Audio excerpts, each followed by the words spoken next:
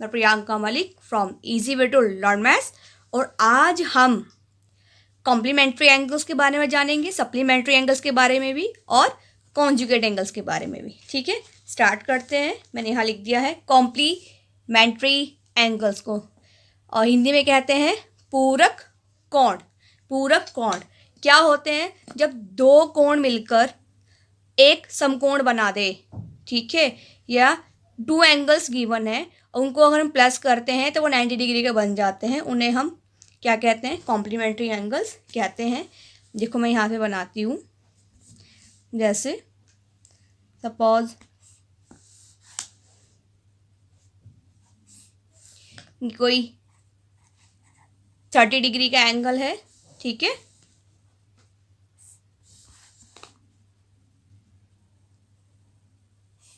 और ये 60 डिग्री का एंगल है। मैं इन दोनों को ऐड करती हूँ, ठीक है। 30 + 60 90 डिग्री हो गया।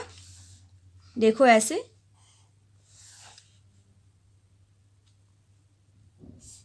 ये मेरा 30 डिग्री, ये वाला, और ये ऊपर 60 डिग्री, ठीक है। अब ये कितना हो गया बेटा? मेरा 90 डिग्री हो गया। तो complementary angles are whose two angle sum is 90 degree, ठीक है।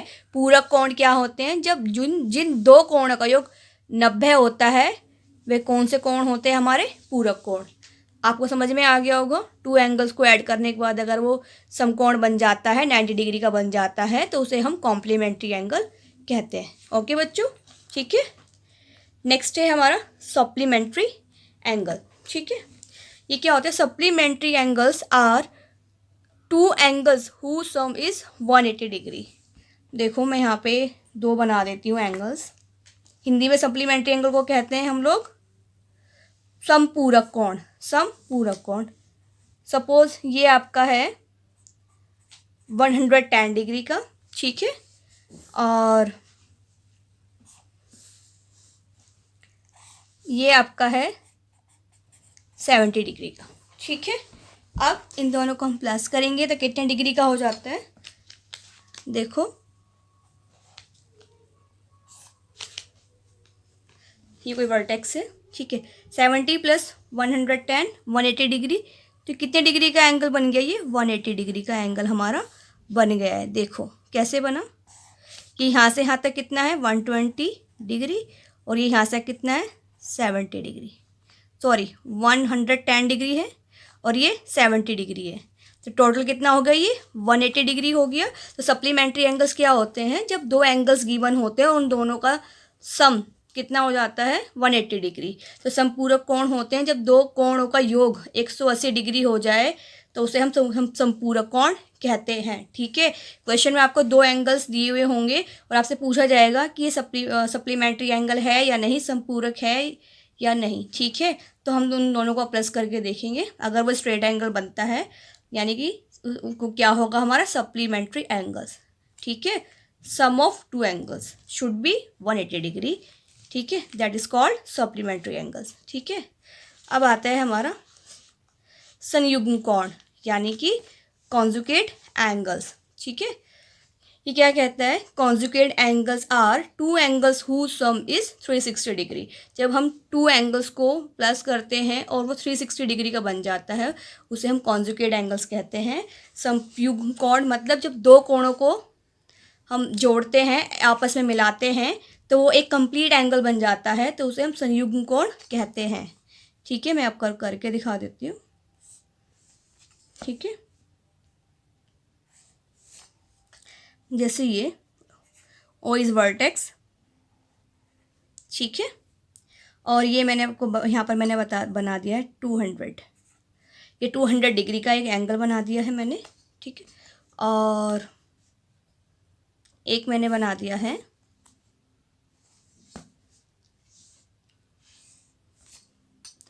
160 डिग्री का, ठीक है। एक एंगल मेरे पास 200 डिग्री दिया हुआ है और एक एंगल 160 डिग्री दिया हुआ है। अब मैं इन दोनों को प्लस करूँगी तो ये कितना हो जाएगा? ये 360 डिग्री। कितना एंगल हो जाएगा? ये 360 डिग्री हो जाएगा, ठीक है। कैसे? इस तरीके से। देखो ये कितना हो गया 200 degree and this one 160 degree. तो ये कंप्लीट एंगल बन गया है। ठीक है, ये कंप्लीट एंगल है, एक ये पूरा संपूर्ण कोण बन गया है। तो जब दो कोणों का योग 360 डिग्री होता है उसे हम संयुग्म कोण कहते हैं।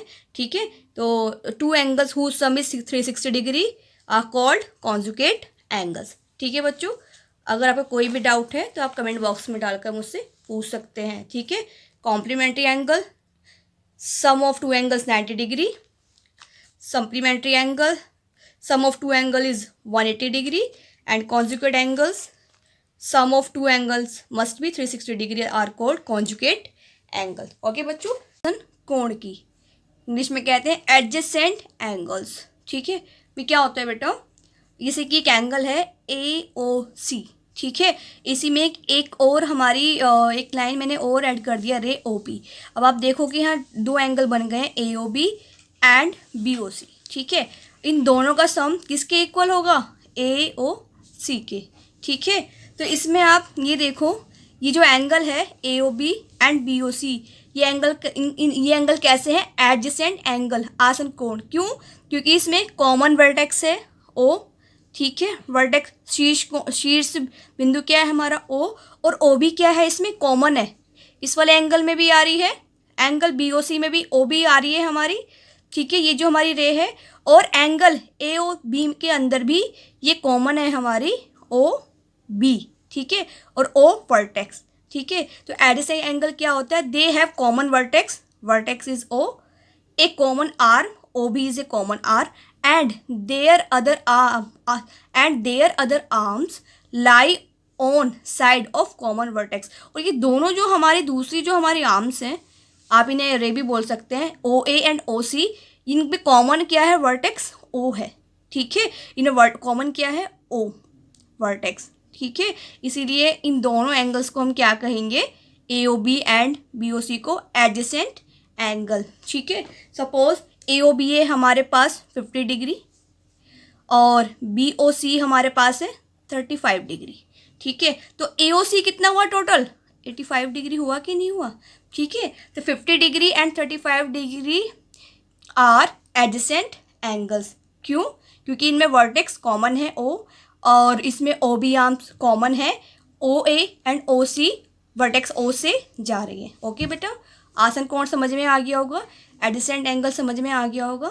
ठीक है, हिंदी में क्या कहेंगे कि आसन कोण वह कोण है जिसमें एक क्या होता है, उभयनिष्ठ शीर्ष और उभयनिष्ठ भुजा, और इसके साथ ही दूसरी दोनों भुजाएं OA एंड OC इस उभयनिष्ठ शीर्ष बिंदु से ही होकर जाती हैं।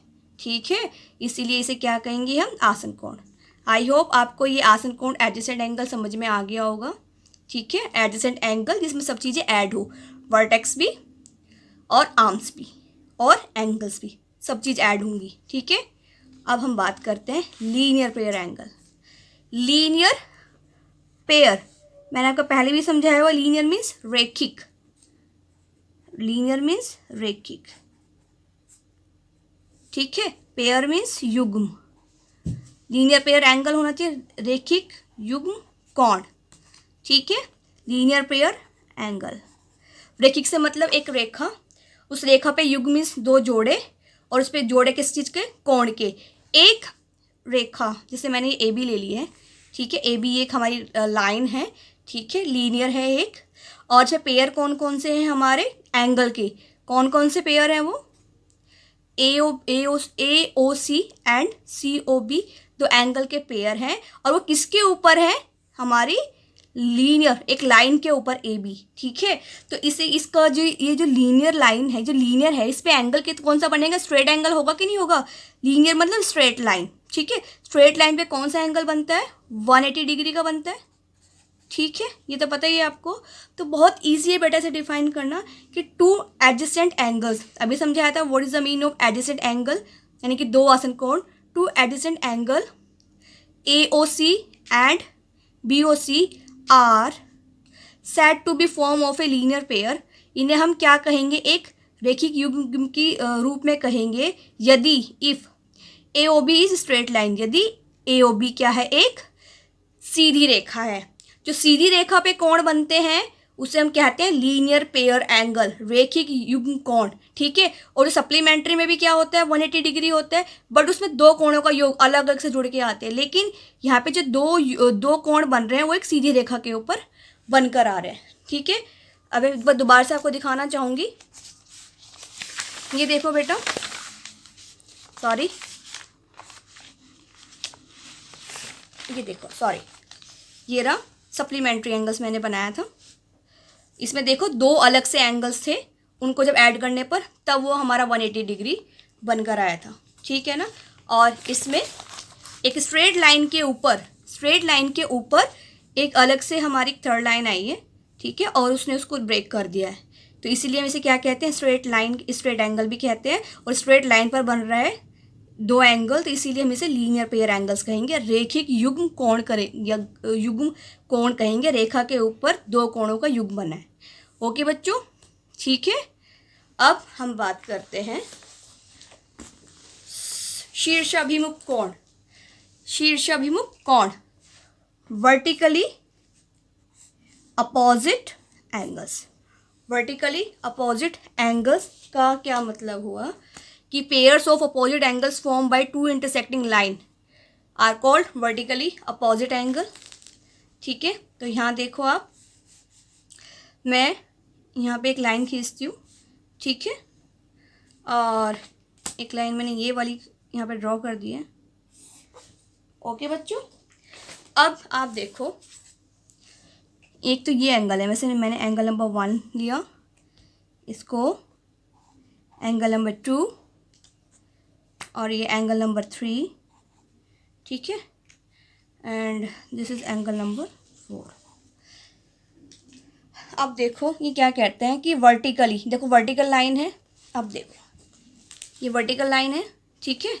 अब अपोजिट एंगल्स है, अब वर्टिकली लाइन में अपोजिट ये एंगल्स बन रहे हैं, तो 1 का अपोजिट क्या है 3 और 4 का अपोजिट क्या है 2। तो हमें क्या प्रूफ करना है कि दे आर इक्वल्स, ठीक है, दे आर इक्वल। तो कैसे करेंगे बेटा, इसमें आप हमेशा ध्यान रखोगे कि मैं अब थोड़ा सा रफली बताऊंगी कि ये जो एंगल बन रहा है यहाँ पर, ठीक है, ऐसे जा रहा है एंगल 1 एंड एंगल 4। ये कौन सा एंगल बन रहा है, लीनियर पेयर एंगल बन रहा है ना, linear pair angle 1 plus angle 4 equals to 180, because linear pair angle है, ठीक है। इसी तरीके से ये वाली लाइन है और ये लाइन कट इंटरसेक्टिंग लाइन है एंगल 1 प्लस एंगल 2, ये भी 180 है। क्यों, क्योंकि लीनियर पेयर एंगल बन रहा है angle 1 plus angle 2 equals to 180 degree, ठीक है। अब जो ये इक्वेशन है बेटा, मैं इसको अगर माइनस कर दूँ, इन दोनों को अगर मैं माइनस कर दूँ, equation number 1 and equation number 2, तो क्या आएगा -1, एंगल 1 से माइनस हो जाएगा और हमारे पास यहाँ पे क्या बचेगा, देखो angle 4 minus angle 2 equals to 180 minus 180 0 हो जाएगा। तो एंगल 4 इक्वल्स टू क्या आएगा बेटा, एंगल 2, यानी कि इसका क्या मतलब हुआ कि एंगल 4 किसके इक्वल है, एंगल 2 के। एंगल 4 इक्वल है एंगल 2 के, ठीक है। इसी तरीके से अब ये रिमेनिंग वाले हैं, ठीक है, आप इन्हें देख लो, जब ये आपस में इक्वल हैं तो ये भी आपस में इक्वल होंगे, इन्हें भी आप ऐसे ही प्रूफ कर सकती हैं, ठीक है बच्चों। अगर फिर भी मैं करा देती हूँ, आप हम प्रूफ करेंगे एंगल 1 एंड एंगल 3।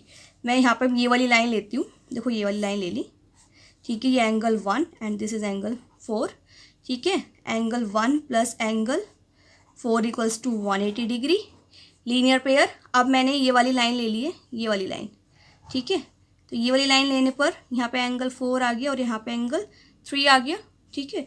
तो एंगल 4 प्लस एंगल 3 कितना होगा, 180 डिग्री होगा कि नहीं होगा, होगा 180 डिग्री। तो इसको दिस इक्वेशन को हम दिस इक्वेशन से माइनस करेंगे, तो एंगल 4 से एंगल 4 माइनस होकर 0 हो जाएगा, और 180 डिग्री से 180 माइनस करेंगे तो 0 हो जाएगा। तो हमारे पास क्या बचेगा, angle 4 and minus angle 3 equals to 0। तो इसका क्या मतलब हुआ, एंगल 1 इक्वल्स टू एंगल 3। ठीक है, तो अब हम ये कह सकते हैं कि angle 1 equals to angle 3 and angle 4 equals to angle 2। ठीक है, इसे हम क्या कहेंगे, शीर्षाभिमुख कोण, वर्टिकली अपोजिट एंगल। देखो ये इसके अपोजिट एंड 4 एंगल अपोजिट है एंगल 2 के, एंगल 1 अपोजिट है एंगल 3 के। ठीक है, तो pair of opposite angles form by 2 intersecting lines are called vertically opposite angles. Okay बच्चों, thank you, have a nice day.